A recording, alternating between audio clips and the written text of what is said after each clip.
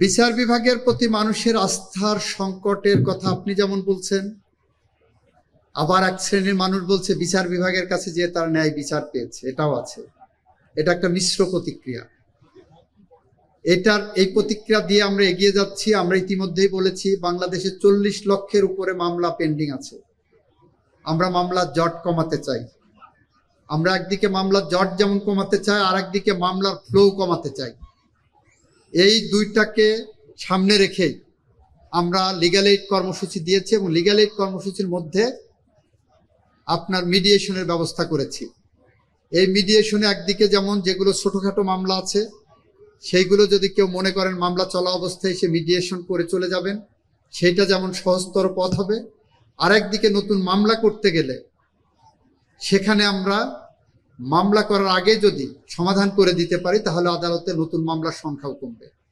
সুতরাং যে আস্থার সংকটের কথা আপনি বলছেন সেইটা যদি আমি সত্য ধরে নেই তাহলে সেইটাকে কিওর করার জন্য এটা অন্যতম একটি পদক্ষেপ। এটা সারা বাংলাদেশের জন্য।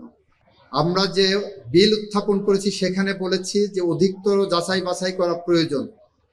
সেই অধিকতর যাচাই বাছাই করে এই বিল আবার আমরা পার্লামেন্টে আনবো বলেছি। এবং ইতিমধ্যে আপনার অবগতির জন্য জানাচ্ছি যে অধিকতর যাচাই বাছাইয়ের জন্য আমরা উদ্যোগ গ্রহণ করেছি।